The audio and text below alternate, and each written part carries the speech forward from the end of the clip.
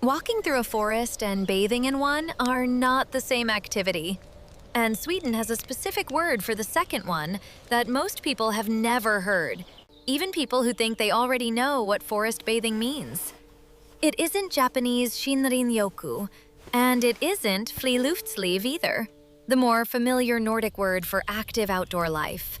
It's called Skogsbad, and the difference between it and both of those concepts explains something most nature-based wellness advice gets slightly wrong. There is a woman named Lena who has led forest guiding walks outside Gothenburg for over 15 years. And the question she gets asked most often by first-time visitors is some version of the same confusion. So we're just going for a hike? Her answer is always no. And watching what she actually does with a group makes the distinction immediately clear. There's no destination, no pace to maintain, no trail to complete. The group moves perhaps 200 meters in an entire hour.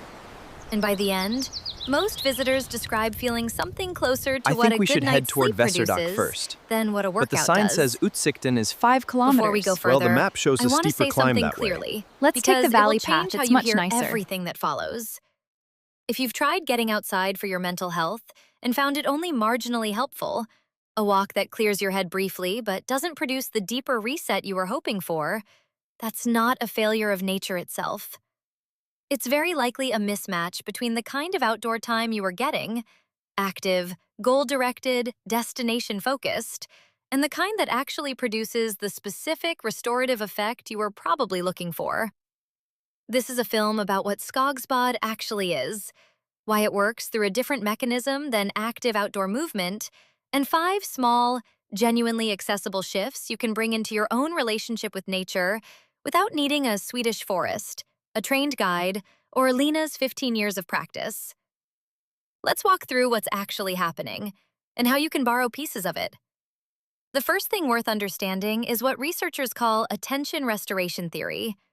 The idea that certain environments allow a specific kind of mental fatigue, directed attention fatigue, the exhaustion that comes from consciously focusing on tasks all day, to recover in a way ordinary rest doesn't fully address.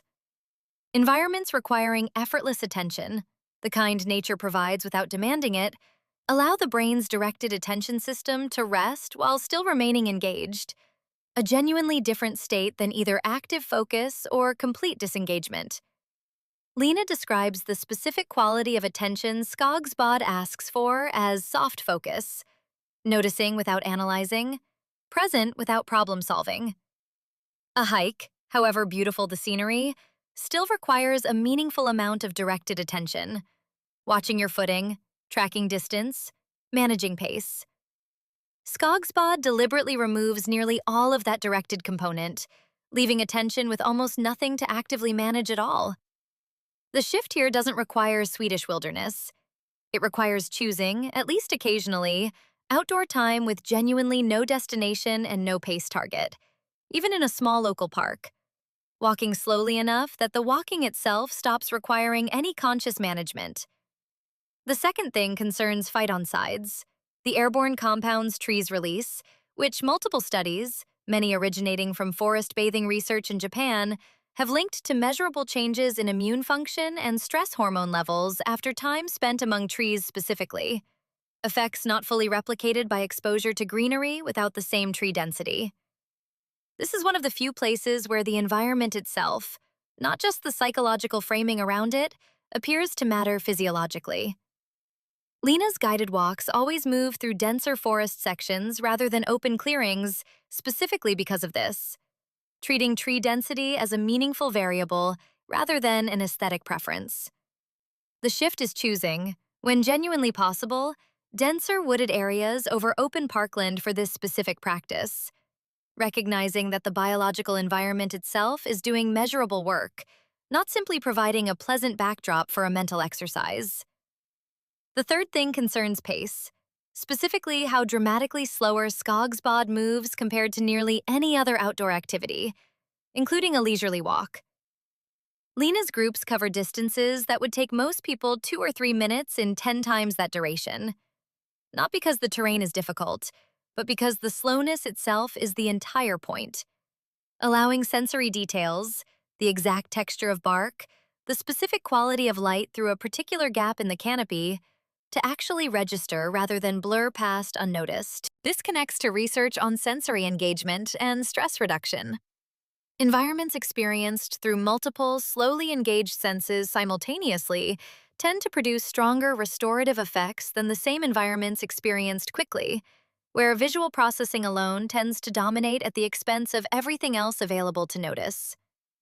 The shift is deliberately halving whatever pace currently feels normal for outdoor time, and halving it again, until the pace itself starts to feel almost uncomfortably slow, which is usually the approximate speed Skogsbad is actually meant to be practiced at. The fourth thing concerns sensory instruction, specifically the deliberate prompts Lena gives her groups throughout a walk. Find one thing you can smell right now.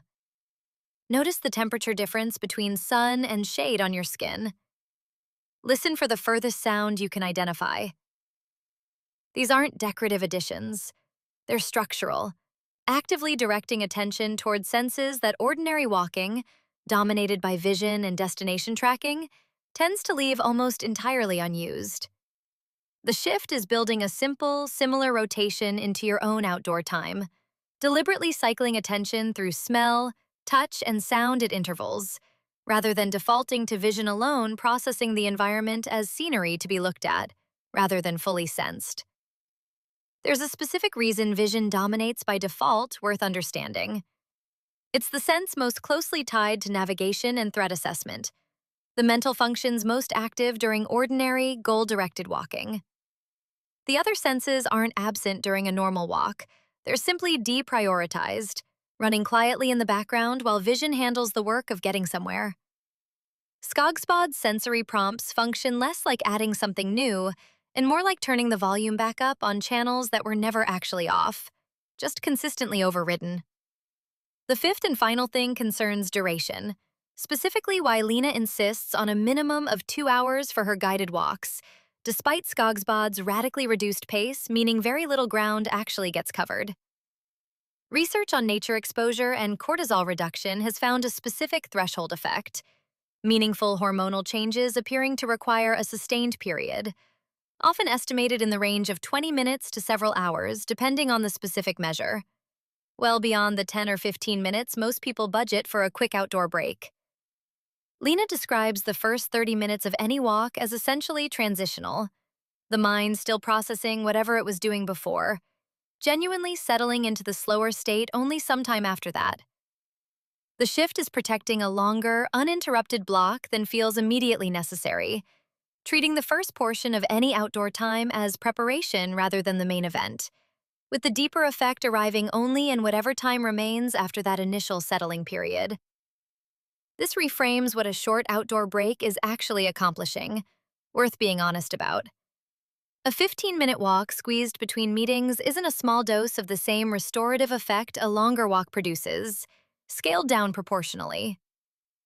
Based on the threshold pattern this research suggests, it may be closer to spending the entire available time on the transitional phase alone, never actually reaching the state the longer version eventually settles into. Here is the one idea tying all 5 of these together, the filter Lena uses without ever formally naming it. Skogsbad was never meant to accomplish anything, cover any distance, or produce any output at all. Its entire value comes from the specific absence of a goal, and the moment a destination or pace target gets reintroduced, even a modest one, the practice quietly becomes something else entirely. Still pleasant, still outdoors, but no longer doing what Skogsbad specifically does. This distinction explains why so much well-intentioned outdoor advice, get 10,000 steps, hit a weekly hiking goal, complete a trail, however genuinely valuable for fitness, doesn't reliably produce the specific restorative effect people are often actually hoping for when they head outside feeling depleted. A step count is still a goal. A trail completion is still a destination. Skogsbad's value comes precisely from what's missing, not from anything added, which makes it one of the few wellness practices whose entire mechanism depends on actively resisting the instinct to optimize or measure it. Before you go, here's a 2-minute test you can try today.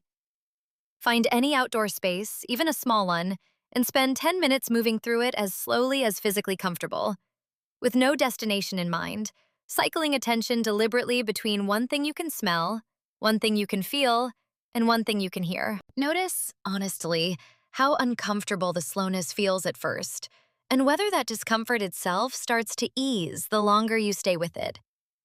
A deeper kind of rest was never built by covering more ground. It was built the way Skogsbad suggests, through the deliberate absence of destination, trusting that the forest was never actually the thing doing the restoring. The attention you finally gave it was. It's worth adding a brief note distinguishing this from the friluftsliv we explored elsewhere in this series, since the two are easy to conflate at first. Friluftsliv is expansive, active, often genuinely vigorous. Hiking, skiing, camping, the full range of outdoor life in nearly any form. Skogsbad is one small, specific slice of outdoor time, deliberately stripped of the activity friluftsliv usually celebrates. Neither replaces the other. A well-rounded relationship with nature likely includes both, the active engagement friluftsliv describes, and the deliberate stillness Skogsbad specifically protects, each serving a purpose the other genuinely can't. If this shifted how you think about your own outdoor time, share it with someone who might need the reminder that sometimes the most restorative walk is the one that goes almost nowhere at all. Have you tried slow, aimless time in nature before? Tell us how it felt in the comments. I'll see you in the next one.